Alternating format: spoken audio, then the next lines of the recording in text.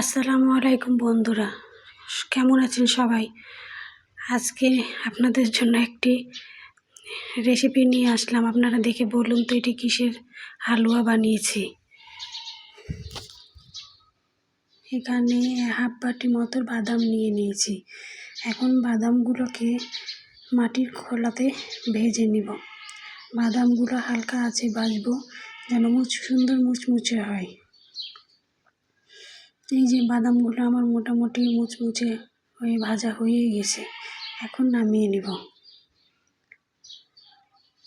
বাদামগুলো ঠান্ডা হলে খোসা ছাড়িয়ে নিব। এই যে হাত দিয়ে ডলে ডলে খোসা ছাড়িয়ে নিচ্ছি। আমার সবগুলো বাদামের খোসা ছাড়ানো হয়ে গেছে। এখন একটি ব্লেন্ডার জারে ব্লেন্ড করে নিব।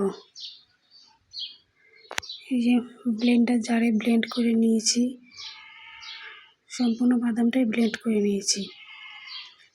কড়াইয়ে ঘি দিয়ে দিলাম 2 চামচ মতো ঘি দিলাম। আপনারা এখানে ঘিয়ের জায়গায় তেলও বা ডালডাও ব্যবহার করতে পারেন, কিন্তু আমি এখানে ঘি ব্যবহার করেছি।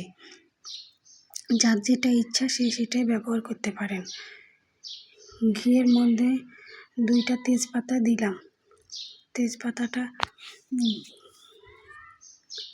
ঘি হালকা গরম হলে বাদাম বাটাটুকু ঘিয়ের মধ্যে দিয়ে দিই। এখন অল্প হালকা জালে আস্তে আস্তে নাড়তে হবে, যেন পুড়ে না যায়। এই যে হালকা জালে আমি আস্তে আস্তে বাদামগুলো ভেজে নিচ্ছি। এই যে মোটামুটি ভাজা হয়ে গেছে। এখন 2 চামচ মতো সুজি দিলাম। সুজি আমি দিলাম, আপনারা ইচ্ছা করলে নাও দিতে পারেন। একটু নারকেল ছিল, নারকেলও দিয়ে দিলাম। দিয়ে এখন নারকেল আর সুজি সুন্দরভাবে ভেজে নিব। নারকেলটা ভেজে নিলে খেতে অনেক সুন্দর হয়, তাই নারকেলটা ভেজে নিচ্ছি। আমার ভিডিও যদি আপনাদের একটু ভালো লাগে তাহলে অবশ্যই একটি লাইক দিবেন। আমি নতুন ভয়েস দিচ্ছি, আমার ভয়েসে যদি কোনো ভুল ত্রুটি হয় অবশ্যই ক্ষমার দৃষ্টিতে সকলেই দেখবেন। জানি না আমার ভয়েস দেওয়া ঠিক হচ্ছে কি না। এর আগে আমি কোনোদিন ভয়েস দিইনি বন্ধুরা। আমার ভয়েস দেওয়া যদি ভুল হয় আপনারা একটু ক্ষমার দৃষ্টিতে দেখবেন। মোটামুটি আমার নারকেলও ভাজা হয়ে গেছে, সুজিও ভাজা হয়ে গেছে। আস্তে আস্তে হালকা জালে আস্তে আস্তে ভেজে নিচ্ছি, যেন পুড়ে না যায়। জাল বেশি দিলে কিন্তু পুড়ে যাবে, সেই দিকে খেয়াল রাখতে হবে। যেন পুড়ে গেলে পোড়ার একটা গন্ধ বের হবে, খেতে কিন্তু ভালো লাগবে না। এই যে মোটামুটি আমার ভাজা হয়ে গেছে। এখন তরল দুধ দিয়ে দিচ্ছি।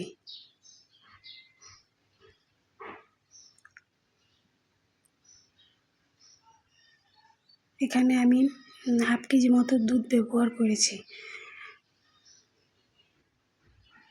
হাফ কেজি দুধেই আমার মোটামুটি হয়ে গেছে। এই যে ঘন হয়ে আসছে। কনডেন্স মিল্ক ছিল, কনডেন্স মিল্কের কোটা ধুয়েই দিয়ে দিলাম।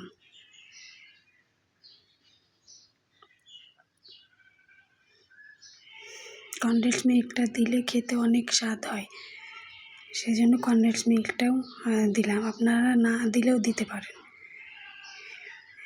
হাফ বাটি বাদামের জন্য আমি এখানে 1 কোটা চিনি ব্যবহার করেছি। আপনারা আপনাদের প্রয়োজন অনুসারে মিষ্টি ব্যবহার করবেন। আপনাদের হয়তো মিষ্টি কম বেশিও লাগতে পারে।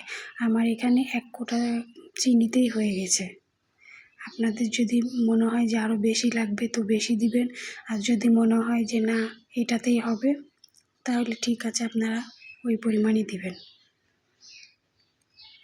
চিনি গলে গেছে। এখন সামান্য এলাচ গুঁড়া দিয়ে দিলাম। এলাচ গুঁড়া দিলে একটু সুন্দর ফ্লেভার আসে, এই জন্য এলাচ গুঁড়া দিয়ে দিলাম।